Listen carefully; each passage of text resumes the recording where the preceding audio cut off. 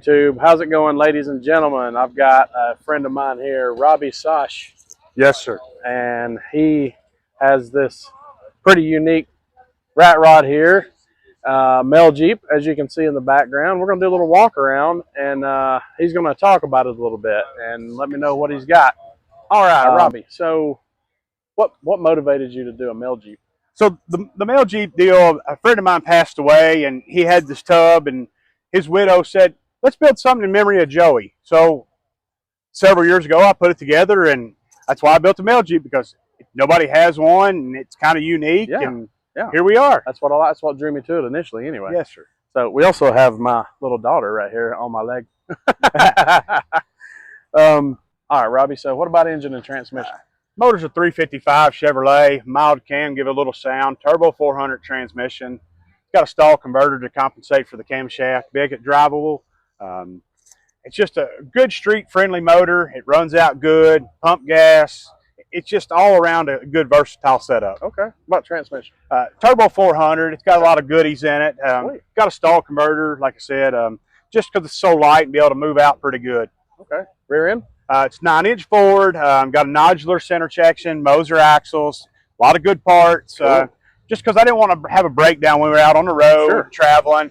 You know, it's nothing that, you know, you could get all these parts at the junkyard, but I did order nice parts to make it nice. Okay. You know, tell me about back here what you did for the length, because I know this thing's a little bit wider than your normal like A model or something. It is. On this here, when I built this, I had to widen the rear end, and I called Curry and I said, I need a housing and 60 inches wide. And they said, do what? I said, yeah. They said, no, we need to narrow it 2 feet. I said, no, I need to widen it 2 feet. and long story, we went back and forth with Curry for a while, and here we are with a 9-inch that's widened 2 feet. Nice. Backstory to Moser, when they sent me the axles, they sent me shortened axles 2 feet. I said, no, I need them widened 2 feet. And then we all laughed, ongoing joke. They mailed the right axles, and here we are. All right. Well, cool. You know, it's a little wider than most Model A's, but it handles good. It sits low, and it drives good. All right. How about rear suspension? Because you told me it wasn't really as sophisticated as one would think, right? No, it is just a basic leaf spring setup, just kind of like any old Jeep was back in the 40s and 50s. It rides good. It functions good. I wanted to keep this build simple. Yeah. I didn't want to air ride go down. I knew leaf springs and shocks. It's no failure point. Hard to beat there. Right? It's hard to beat. What about is it stock leaf springs off the Mel Jeep? It's a stock leaf spring off the Mel Jeep. I did take 2 leaves out to get a little softer ride because, you know, obviously I'm not carrying mail anymore. Sure. So, but it rides good. It's got Dodge Caravan shocks on it because they're short, because I've lowered it.